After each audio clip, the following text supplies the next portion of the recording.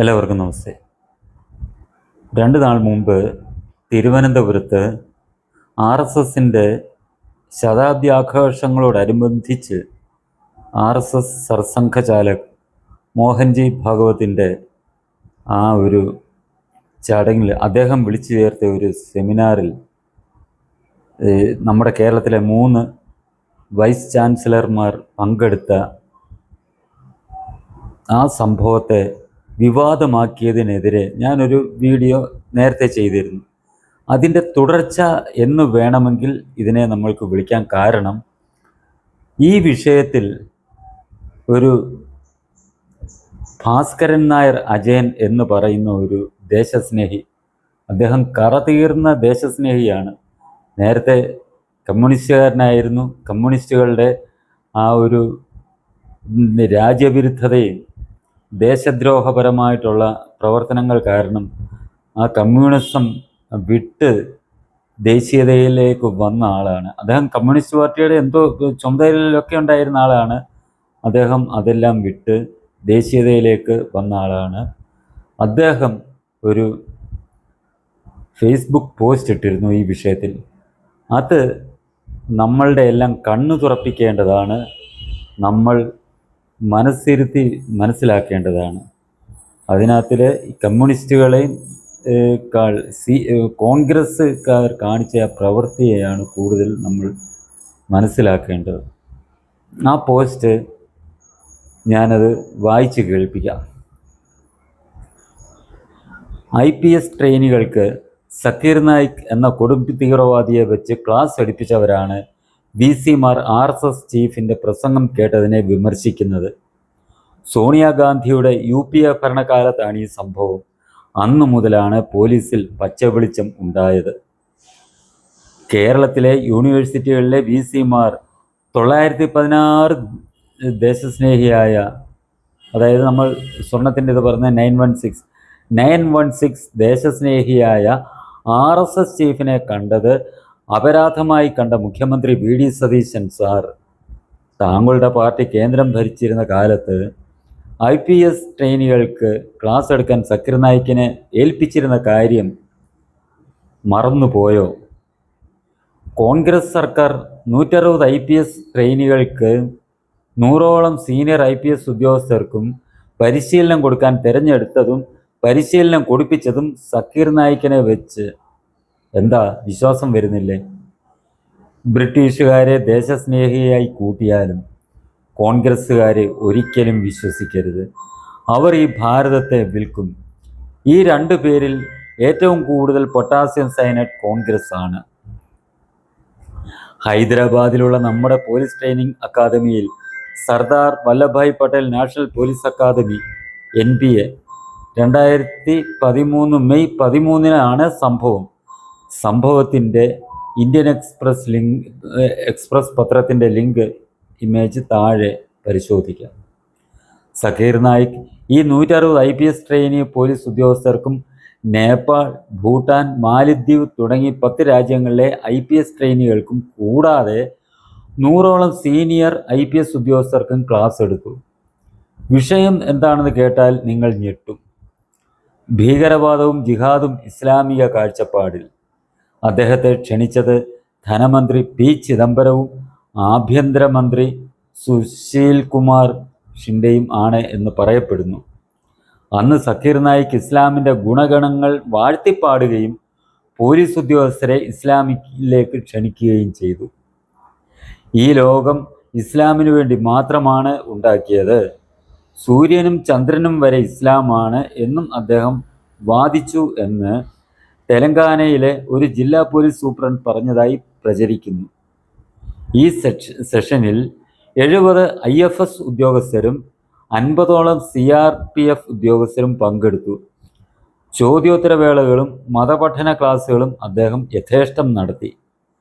മാസത്തിൽ 2 തവണ വീതം 12 ക്ലാസ്സുകൾ ഈ തീവ്രവാദി NBA-യിൽ കൈകാര്യം ചെയ്തു എന്നും ആരോപണമുണ്ട്. സക്കീർ നായിക്കിൻ്റെ FB പേജ് പറയുന്നത് IPS അക്കാദമി നേരിട്ട് അയാളെ വിളിച്ച് അവാർഡ് കൊടുത്തു എന്നാണ്. പേജ് പിന്നീട് ഡിലീറ്റ് ചെയ്തു. ഇപ്പോൾ മലേഷ്യയിൽ ഒളിവിൽ താമസിക്കുന്ന സക്കീർ നായിക് 2016 ധാക്ക ബോംബ് സ്ഫോടന കേസിലെ പ്രതിയാണെന്ന് ആരോപിക്കപ്പെടുന്നു. കേരളത്തിൽ വന്ന് ഏലത്തൂരിൽ ട്രെയിൻ കത്തിച്ചവൻ സക്കീർ നായിക്കിൻ്റെ കടുത്ത ആരാധകനാണ് എന്നും പറയുന്നു. ഇവരെ കൂടാതെ കോൺഗ്രസ്സുകാരാണ് ഇയാളുടെ സ്നേഹിതർ, ദിഗ്വിജയ് സിംഗ് ഉൾപ്പെടെ. ഇനി വേറൊന്നുകൂടി കേട്ടിട്ട് പോകൂ.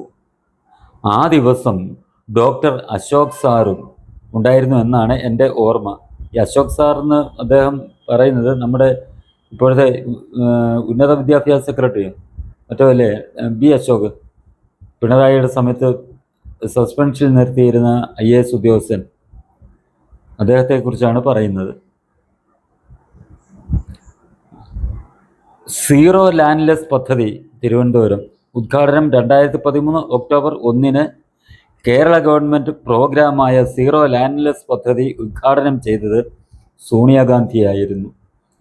എന്തടിസ്ഥാനത്തിലാണ് വെറും ഒരു കോൺഗ്രസ് പ്രസിഡൻ്റായ സോണിയാഗാന്ധി കേരളത്തിൽ വന്ന് മുഖ്യമന്ത്രി ഉമ്മൻചാണ്ടി ഇരിക്കെ ഉദ്ഘാടനം ചെയ്തത്? സതീശൻ സാറേ, RSSൻ്റെ ചീഫിൻ്റെ മുന്നിലാണ് വി സിമാർ ഇരുന്നത്. ഈ RSS ചീഫ് ആരാണ് എന്നറിയാമോ? പ്രധാനമന്ത്രിയെ നിയമിക്കുന്ന വ്യക്തി, ഭാരതത്തിൻ്റെ പ്രസിഡന്റ്, പ്രധാനമന്ത്രി ഉൾപ്പെടെയുള്ളവർ കാൽ തൊട്ട് വന്ദിക്കുന്ന വ്യക്തിത്വം. അല്ല, താങ്കൾ ഒരു ദിവസം അവിടെ പങ്കെടുത്തിട്ടുള്ളതല്ലേ? ഇനി ഈ വിവാദം ഉണ്ടാക്കിയ ഉന്നത വിദ്യാഭ്യാസ secretary doctor B Ashok IAS അങ്ങ് VC-മാരെ ഉൾപ്പെടുത്തി കഴിഞ്ഞ ആഴ്ച ഒരു വാട്സാപ്പ് ഗ്രൂപ്പ് തുടങ്ങി. VC-മാർ ഒരുമിച്ച് ആ ഗ്രൂപ്പിൽ നിന്നും എക്സിറ്റായി. എന്നിട്ട് അങ്ങയോട് പോയി പണി നോക്കാൻ പറഞ്ഞു. ആ പണിയാണ് അങ്ങ് കൊടുത്ത ഈ പണി. എന്നാലും സാർ, അങ്ങയ്ക്ക് ഇതിൻ്റെ ആവശ്യം ഉണ്ടായിരുന്നോ? ഇനി താങ്കളാണല്ലോ ഉന്നത വിദ്യാഭ്യാസ മന്ത്രിയെയും CM-നെയും ബ്രീഫ് ചെയ്യുക. താങ്കൾക്ക് ഈ ശ്രീ മോഹൻജിയെ കാണാൻ പോയ VC-മാരെ എന്ത് ചെയ്യാൻ കഴിയും? ഒരു ചുക്കും ചെയ്യാൻ കഴിയില്ല. ചെയ്യാൻ പറ്റുന്ന കാര്യം ഞാൻ പറയാം. 1, VC-മാരിൽ നിന്ന് വിശദീകരണം ആവശ്യപ്പെടാം.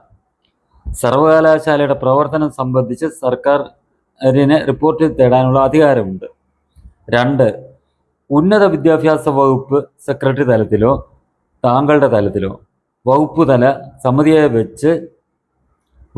തല സമിതിയെയോ വെച്ച് അന്വേഷണം നടത്താം. 3, അന്വേഷണത്തിൽ ഗുരുതരമായ ചട്ടലംഘനം കണ്ടാൽ VC-യെ നീക്കം ചെയ്യണം എന്ന് ചാൻസലർ ആയ ഗവർണർക്ക് സർക്കാർ ശുപാർശ നൽകാം. Not the point. ഗവർണർ അപ്പോൾ തന്നെ ഇത് വലിച്ചു കീറി ചവറ്റുകുട്ടയിൽ ഇടും. കൂടാതെ താങ്കളെ 4 തെറിയും വിളിക്കും. കാരണം ഗവർണറുടെ റിപ്പോർട്ടിംഗ് ഓഫീസറാണ് ഈ ശ്രീ മോഹൻ ഭാഗവത്ജി. 4, സർവകലാശാല സിൻഡിക്കേറ്റിൽ സർക്കാർ നോമിനികളുണ്ട്. അവർ വഴി പ്രമേയം കൊണ്ടുവരാം. ഇതല്ലാതെ താങ്കൾക്ക്, മന്ത്രിക്കും CM-നും ഉൾപ്പെടെ എന്ത് ചെയ്യാൻ പറ്റും? ഇതൊക്കെ താങ്കൾക്കും അറിവുള്ളതല്ലേ? ഓർമ്മിക്കുന്നോ? 2013 ഏപ്രിൽ 24 താങ്കൾ കേരള കേഡർ IAS ഉദ്യോഗസ്ഥനും Kerala veterinary and animal sciences university vice ചാൻസലറുമായിരുന്നു. പ്രിയപ്പെട്ടവരെ, നിങ്ങൾ കേൾക്കണം. ഇദ്ദേഹം 2013 ഏപ്രിൽ 24 കേരള കൗമുദിയിൽ മോദി ശിവഗിരിയിൽ വന്നാലെന്താ എന്ന് ചോദിച്ച് ഒരു ലേഖനം എഴുതി. ഉമ്മൻചാണ്ടി കേന്ദ്രത്തിൽ, സോണിയ ഭരിക്കുന്ന സമയം. വലിയ രാഷ്ട്രീയ ഭരണകോളിളക്കമുണ്ടാക്കി എന്ന കാര്യത്തിൽ, ഈ വിവാദം കേരളത്തിൽ വലിയ രാഷ്ട്രീയ ഭരണകോളിളക്കമുണ്ടാക്കി എന്ന കാര്യത്തിൽ സംശയമില്ല. 2013 ഏപ്രിലിൽ ശ്രീനാരായണ ഗുരു സ്ഥാപിച്ച ശിവഗിരി മഠത്തിൻ്റെ സിൽവർ ജൂബിലി ആഘോഷങ്ങളിലേക്ക് അന്നത്തെ ഗുജറാത്ത് മുഖ്യമന്ത്രി നരേന്ദ്രമോദിയെ ക്ഷണിച്ചു. 2002 ഗുജറാത്ത് കലാപത്തിൻ്റെ പശ്ചാത്തലത്തിൽ മോദിയുടെ സന്ദർശനത്തിനെതിരെ കേരളത്തിലെ UDF സർക്കാരും ഇടതുപക്ഷവും ശക്തമായ എതിർപ്പ് ഉയർത്തി. ഇതേ പരിപാടിയിലേക്ക് രാഹുൽ ഗാന്ധിയെ ക്ഷണിച്ചെങ്കിലും മോദി വരുന്നത് കാരണം അദ്ദേഹം പങ്കെടുത്തില്ല. ഈ ലേഖന വിവാദം നടക്കുമ്പോൾ ഡോക്ടർ ബി അശോക് VC ആയിരുന്നു. അത് ലേഖനത്തിലെ പ്രധാന വാദങ്ങൾ അത് മോദിയെ പ്രകീർത്തിക്കുന്നത് ആയിരുന്നു. ഒരു അടിപൊളി ലേഖനം. ഈ ലേഖനം കേരളത്തിലെ ഈഴവ സമുദായത്തിൻ്റെ കണ്ണ് തുറപ്പിക്കുകയും തദ്വാര BJP 12% വോട്ട് ഷെയറായി ഉയർത്തുകയും ചെയ്തു. ലേഖനം പ്രസിദ്ധീകരിച്ചതോടെ UDF സർക്കാർ അശോകിനെതിരെ തിരിഞ്ഞു. മെയ് 22, 2013 മന്ത്രിസഭായോഗം ചേർന്ന് അദ്ദേഹത്തെ VC സ്ഥാനത്ത് നിന്ന് നീക്കാൻ ഗവർണറോട് ശുപാർശ ചെയ്തു. അന്ന് ഡോക്ടർ അശോകന് കൊടുത്ത ചാർജ് ഇവയൊക്കെയായിരുന്നു.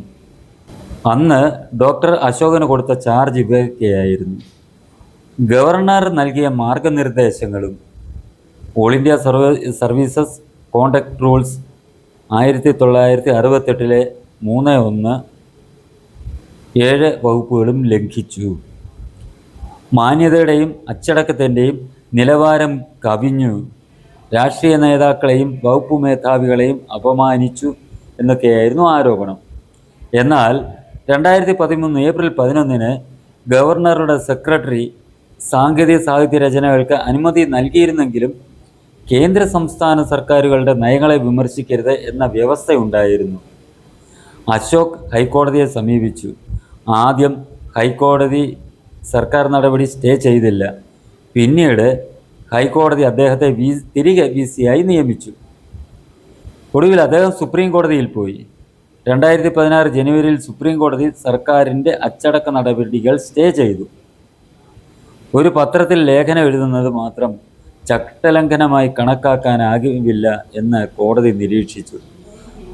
താങ്കൾ ഒരു സർക്കാരിൻ്റെ ഭാഗമായി ഇരുന്ന് അതിനെ വിമർശിച്ച് പത്രത്തിൽ എഴുതിയിട്ടും താങ്കളുടെ അച്ചടക്ക നടപടി 2016 സുപ്രീം കോടതി സ്റ്റേ ചെയ്തത് സ്വന്തം അനുഭവത്തിലൂടെ താങ്കൾക്ക് അറിയാമായിരുന്നിട്ടും പിന്നെ എന്തിനായിരുന്നു ഈ വിവാദം? 2 വിക്കറ്റ് വീണു. 3ാമത്തെ വിക്കറ്റായ ദീപ്തി CPI ലോക്കൽ കമ്മിറ്റി അംഗം പ്ലീഡർ തസ്തിക രാജിവെച്ചത് മറയ്ക്കാനായിട്ടായിരുന്നു അല്ലേ? ഇങ്ങനെയാണ് അദ്ദേഹത്തിൻ്റെ ഫേസ്ബുക്ക് പോസ്റ്റ് അവസാനിക്കുന്നത്. ഇത് നമ്മൾ ഓരോരുത്തരും ഗൗരവമായി ചിന്തിക്കേണ്ട കാര്യം തന്നെയാണ്. വിഷയം അത്രമാത്രം ഗൗരവതരമാണ്. കാരണം സക്കീർ നായിക് എന്ന് പറയുന്ന ആൾ ആരാണെന്ന് നമ്മൾക്കറിയാം. കൊടും തീവ്രവാദി. ഭാരതത്തിൽ തീവ്രവാദ പ്രവർത്തനങ്ങൾ ഇതേപോലെ വ്യാപിപ്പിച്ച ഈ പോപ്പുലർ ഫ്രണ്ട് ഉൾപ്പെടെയുള്ളവരുടെ വഴികാട്ടിയായിരുന്നു ഇയാൾ. ഇങ്ങനെയുള്ള ഒരുത്തനെ വിളിച്ച് നമ്മുടെ രാജ്യത്തെ മാത്രമല്ല നേപ്പാളിനെയും ഭൂട്ടാനിലെയും ഇതേപോലുള്ള പോലീസിലെ ഉന്നത ഉദ്യോഗസ്ഥരെ വിളിച്ച് ട്രെയിനിങ് കൊടുപ്പിച്ചിട്ട് അവരോടെല്ലാം നമ്മുടെ രാജ്യത്ത് വിളിച്ച് വരുത്തി പറയുകയാണ് ഇസ്ലാമാണ് നല്ലതെന്നും ഈ സൂര്യനും ചന്ദ്രനും എല്ലാം ഉണ്ടായത് ഇസ്ലാമിന് വേണ്ടിയാണെന്നും അതുകൊണ്ട് എല്ലാവരും ഇസ്ലാമിലേക്ക് പരിവർത്തനം ചെയ്യപ്പെടണം എന്നും. ഇത് ഒരു കേന്ദ്ര സർക്കാർ ഇങ്ങനെ ഒരു നടപടി എടുത്തത് എത്രമാത്രം രാജ്യദ്രോഹ പ്രവർത്തനമാണ്, എത്രമാത്രം വലിയ രാജ്യദ്രോഹ പ്രവർത്തനമാണ്. ഈ സോണിയാഗാന്ധി എന്ന ആ സ്ത്രീ ഇപ്പോഴും കോൺഗ്രസിൻ്റെ നേതാവായി തുടരുന്ന അവരെ പിടിച്ച് അകത്തിടേണ്ട സമയം എന്നേ കഴിഞ്ഞു. അങ്ങനെയുള്ള പാർട്ടിയുടെ പ്രാദേശിക നേതാക്കളാണ് ഈ VD സതീശനും ഇതിനെതിരെ കുരയ്ക്കുന്ന രമേശ് ചെന്നിത്തലയും. ഇവന്മാരുടെ ആര് മൈൻഡ് ചെയ്യാനാണ്? ഏത് രാജ്യസ്നേഹി മൈൻഡ് ചെയ്യാനാണ്? രാജ്യത്തിനെതിരെ ഇങ്ങനെ പ്രവർത്തിക്കുന്ന ഒരു പാർട്ടിയുടെ ഭാഗമായി നിന്നുകൊണ്ട് ഈ പോസ്റ്റ് പറയുന്നതിൻ്റെ തൊട്ട് 916 നമ്മൾ പറയും പത്തരമാറ്റ് എന്ന് പറയുന്നതിൻ്റെ കൂട്ടുള്ള ഒരു രാജ്യസ്നേഹിക്കെതിരെ ഇവൻ പറയുകയാണ്. ഇവന്മാർ രണ്ടും പിണറായി എന്ന് പറയുന്നവൻ്റെ കാര്യം പോട്ടെ, കാരണം അവൻ പക്കാ ഭാരത വിരുദ്ധനാണെന്നുള്ളത് നമുക്കറിയാം. ചൈനയ്ക്ക് വേണ്ടി ചങ്കാണ് ചൈന എന്ന് പറഞ്ഞ് നടക്കുന്നവനാണ് ആ വിദ്വാൻ. ഇന്ത്യയെ കൊണ്ടുവന്ന് ചൈനയുടെ തൊഴുത്തിൽ കെട്ടണമെന്ന് പറഞ്ഞ് നടക്കുന്നവനാണ് ആ വിദ്വാൻ. പിണറായി വിജയൻ എന്ന് പറയുന്ന മുൻ മുഖ്യമന്ത്രി, ഇപ്പോഴത്തെ പ്രതിപക്ഷ നേതാവ്. അത് വിടുക നമ്മൾ. ഈ രണ്ടവന്മാർ, ഒരുത്തൻ മുഖ്യമന്ത്രി VD സതീശൻ, അടുത്തവൻ രമേശ് ചെന്നിത്തല ആഭ്യന്തരമന്ത്രി. ഇവനും ഇവരുന്ന് അഭിപ്രായം പറഞ്ഞു ഇതിനെതിരെ. ഈ VC മാർ ആ യോഗത്തിൽ പങ്കെടുത്തതിനെതിരെ ഇങ്ങനെ രാജ്യത്തിനെതിരെ പ്രവർത്തിച്ചവന്മാരുടെ ആ രാജ്യത്തിനെതിരെ സക്കീർ നായിക്കിനെ കൊണ്ടുവച്ച് പരിപാടി നടത്തിച്ചവന്മാർ പറയുന്നു മോഹൻജി ഭാഗവത്തിനെ കണ്ട VC-മാർ മാപ്പ് പറയണം, കേരളീയ സമൂഹത്തോട് മാപ്പ് പറയണം എന്ന് പറയുന്ന ഇവനെയൊക്കെ നമ്മൾ എന്താണ് ചെയ്യേണ്ടത്? ജനങ്ങൾ ഇവനെയൊക്കെ മനസ്സിലാക്കിക്കൊണ്ട് അടുത്ത തെരഞ്ഞെടുപ്പിൽ ഇവനൊന്നും ഒരു MLA പോലും ആകാനുള്ള അവസരം കൊടുക്കാതെ നമ്മളൊരു ശക്തമായ മറുപടിയാണ് കൊടുക്കേണ്ടത്. കാരണം ഇവനൊന്നും ഹിന്ദു അല്ലെ ഭാരതീയ സംസ്കാരം, സനാതന ധർമ്മം, സനാതന സംസ്കാരം നശിച്ച് കാണാൻ വേണ്ടി പ്രവർത്തിക്കുന്നവന്മാരാണ്.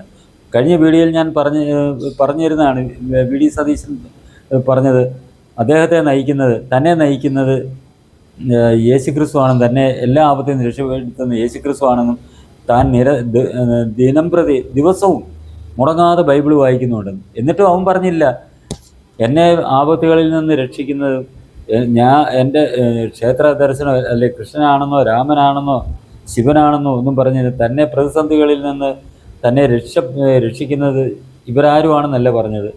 അല്ലെങ്കിൽ താൻ ദിവസവും മുടങ്ങാതെ ഭഗവത്ഗീത വായിക്കുന്നെന്നോ ഭാഗവതം വായിക്കുന്നെന്നോ രാമായണം വായിക്കുന്നെന്നോ ഇവൻ പറയുന്നില്ല. പകരം അവൻ പറഞ്ഞ എന്താണ്? അവൻ വായിക്കുന്നത് ബൈബിളാണെന്നും ആ ബൈബിള് തന്നെ യേശുക്രിസ്തു തന്നെ പ്രതിസന്ധികളിൽ നിന്ന് രക്ഷപ്പെടുത്തുന്നെന്നും.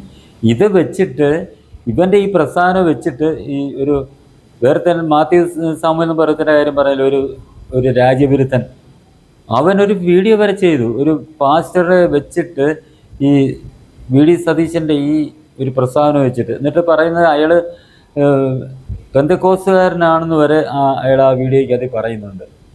അങ്ങനെ ഒരുത്തൻ പറയുന്നു മോഹൻ ഭാഗവത് എൻ്റെ പരിപാടിയിൽ പങ്കെടുത്ത VC-മാർ ചെയ്തത് ഗുരുതരമായ പ്രശ്നമാണെന്നും അവർ കേരളത്തിലെ ജനങ്ങളോട് മാപ്പ് പറയണം. പോടാപുല്ലേന്ന് ജനങ്ങളുടെ പക്ഷത്ത് നിന്ന് VD സതീശനോട് ഇങ്ങനെ പറയാൻ പറ്റും, പോടാപുല്ലേ നിൻ്റെ പാട്ടിന് എന്നേ ഞങ്ങൾക്ക് പറയാൻ കഴിയുകയുള്ളൂ. ഈ ഭാരതം എന്ന് പറയുന്നത് ദേശസ്നേഹികളുടെ നാടാണ്. ഈ ഭാരതത്തിൻ്റെ ഈ സംസ്കാരത്തെ വിശ്വസിക്കുന്ന ദേശസ്നേഹികളുടെ, അതായത് അത് ഹിന്ദു ആയാലും ക്രിസ്ത്യാനി ആയാലും മുസൽമാനായാലും സിഖാണേലും ആരാണെന്നുണ്ടെങ്കിലും ഭാരതത്തിൻ്റെ സംസ്കാരത്തിൽ വിശ്വസിക്കുന്ന ദേശസ്നേഹികളുടെ നാടാണ് ഈ ഭാരതം. അവിടെ ഒരു സക്കീർ നായിക്കിനെ പോലെയുള്ളവൻ്റെയും ഒരു പ്രവർത്തനം വില പോവുകയില്ല. പിന്നെ VD സതീശന് അയാളുടെ കൂട്ടുകക്ഷികളായ ജമാഅത്തിൻ്റെ പിന്തുണ ഉള്ളതിൻ്റെ ധൈര്യത്തിലായിരിക്കും ഇത് പറയുന്നത്. ഇതൊന്നും ഇവിടുത്തെ ജനങ്ങൾ അത് മുഖവിലക്കെടുക്കത്തില്ല. രാജ്യത്തെ സ്നേഹിക്കുന്നവർ മുഖവിലക്കെടുക്കുകയില്ല. അതുകൊണ്ട് ഒരിക്കൽ കൂടി സതീശ നിങ്ങളോട് പറയാണ്, പോടാപുലെ നിൻ്റെ പാട്ടിന് ഇവിടെ ദേശസ്നേഹിയായിട്ടുള്ള ശ്രീ മോഹൻ ഭാഗവത്തിൻ്റെ പ്രോഗ്രാം നടത്തിയ ഇനിയും ഇതുപോലെ ആൾക്കാർ പങ്കെടുക്കും, അത് ഞങ്ങൾ പങ്കെടുപ്പിക്കും എന്ന് മാത്രമാണ് സതീശനോട് പറയാനുള്ളത്. ഈ ചാനൽ നിങ്ങൾക്കിഷ്ടമായെങ്കിലും പുതിയ വീഡിയോകൾ ലഭിക്കുന്നതിനും ചാനൽ സബ്സ്ക്രൈബ് ചെയ്യുക. തുടർന്ന് വരുന്ന ബെൽ ബട്ടണുകളിലും അമർത്തുക.